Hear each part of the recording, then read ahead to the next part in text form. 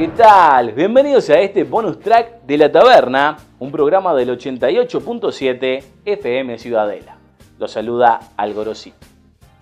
Muchas veces me habrán sentido hablar de los films alfa beta, que pueden ser europeos, festivaleros o, por qué no, las dos cosas, pero lo que sí nos falla es que generalmente están apuntados a un público mayor, quienes en este momento tienen en cartel Cuando ellas quieren, una rareza como exponente de este subgénero, al contar con luminarias de Hollywood que han sido parte de alguna de las mejores películas americanas de las últimas décadas. En la misma, un grupo de amigas comparten la pasión por la lectura, reuniéndose una vez al mes para comentar un nuevo título, oportunidad que aprovechará la más pícara de ellas para leer 50 sombras de Grey, la cual será un catalizador para que se arriesguen a apostar por el amor, cada una a su manera, dándole un giro no solo a sus vidas, sino también a la de todas las que la rodean, en un producto que claramente está apuntado para los que peinan más canas de las que quieren admitir, pero les aseguro que será disfrutado por todos los que se animen a descubrirla. Y con motivo de esto, nuestro amigo y colega, el 5 veces ganador del Emmy, Manny the Movie Guy, compartió con nosotros las entrevistas que hizo su reparto, de las cuales por aquí verán un resumen, pudiendo acceder a las versiones completas de las mismas en todos los medios de Manny. Así que, luces, cámara, acción. From the very beginning, what got you guys interested in joining the movie? Well, what Diane got me? Keaton? Yeah. Diane Keaton. Yeah, of course. It's a great answer. I read the script. Uh-huh. I liked it. I didn't. No. You didn't? No, I just heard Diane Keaton. I said, I'm in. Aww. He's lying. He's like his smooth Look at character it. in the yeah, movie. he is. Ooh. Well, I thought the script was funny. I liked the fact that it showed older people, Having robust fun, and yeah. sensual and having fun. I loved the story about friendship because I think friendship, especially between women, is very, very important. And I wanted to get to know these women. I wanted to work with them, and it was better than I ever could have expected. We've remained friends, and we really stay in touch, and we like each other a lot. And how great at my age to have 3 new friends like Aw, that. It's yeah. so exciting. Wow. What about you, Mr. Don?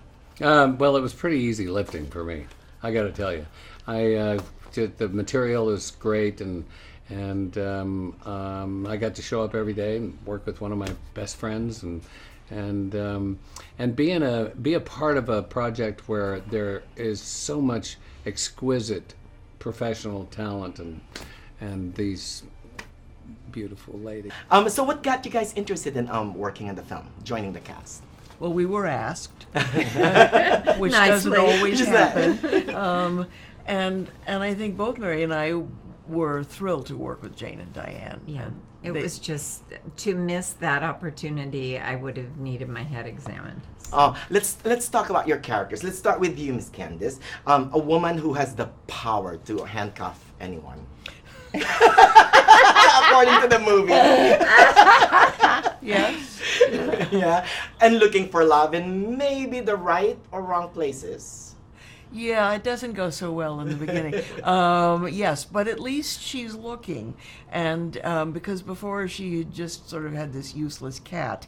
And so, yes, and it's because of reading 50 Shades of Grey in our book club that she does that at the encouragement of her girlfriends. Yeah. And it sort of brings her back to life. What got you guys interested in picking your cast? The cast, I mean, Obsessed with them? Yeah, they're the Basically. greatest actors in the world, so we said, why not? Yeah. We actually wrote the script specifically for Diane and for Jane, and it was one of those things where you then, as writers, you kind of never think like, oh, you're going to be able to like send it to them and they're going to say yes. I'm convinced they could feel the love that we Yes. wrote it with. They Yeah. could feel it. It was a lot of love. There was a lot of But love. we were really, we were inspired by who they were on screen and off screen, and so, we try to infuse the script with a lot of that truth. One of my favorite parts of the film is the story of you and Mary.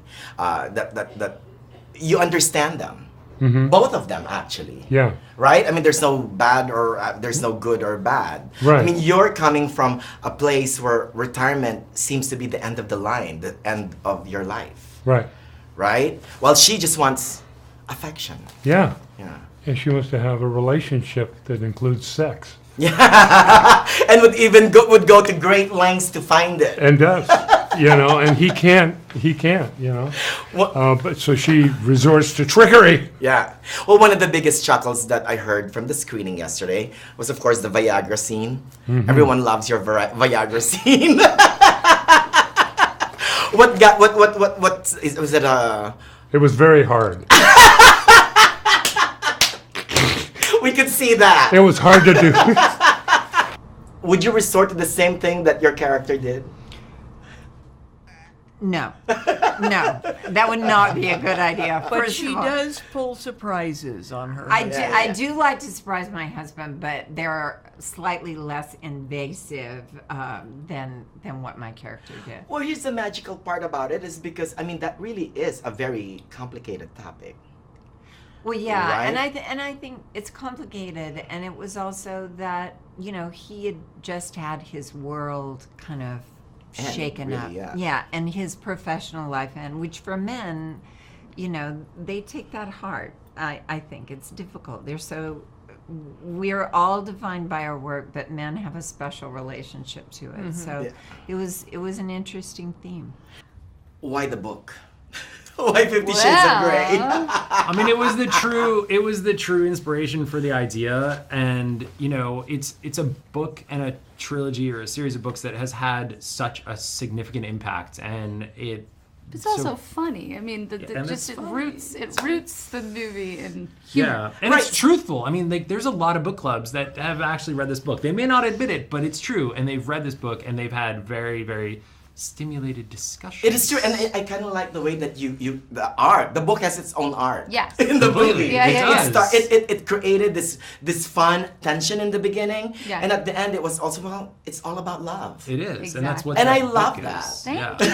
It is. It's a Thank genuine you. love story, and so we were inspired by that. I was telling the directors that the book 50 Shades of Grey actually had its own arc in the film, right? You guys started kind of like, it's a character in the movie, right?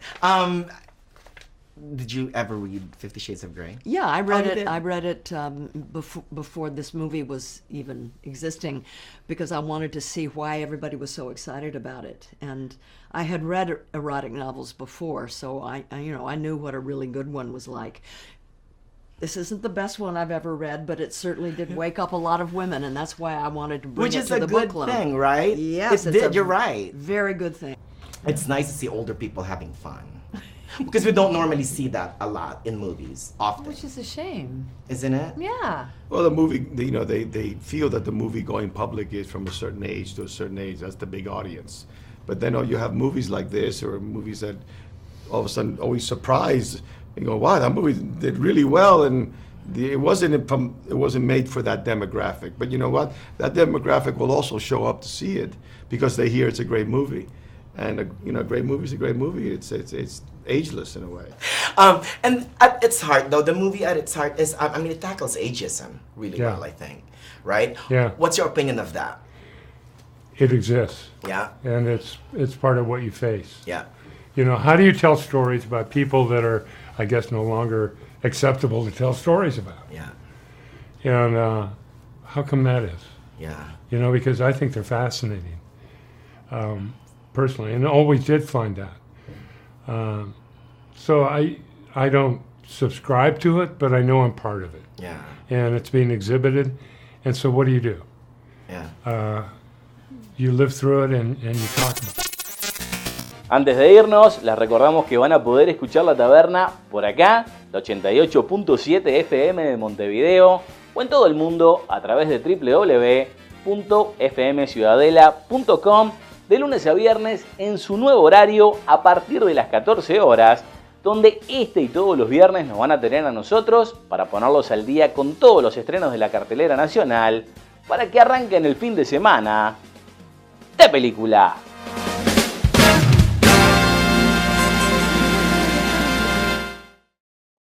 Muchísimas gracias por haber llegado hasta el final de este video. Por acá tendrán acceso a las últimas críticas y un poquito más abajo las versiones completas de nuestro programa semanal sobre el mundo del cine. Si así lo desean, podrán suscribirse, darnos un me gusta, acceder a nuestras redes sociales o dejarnos un comentario para seguir pasándola de película.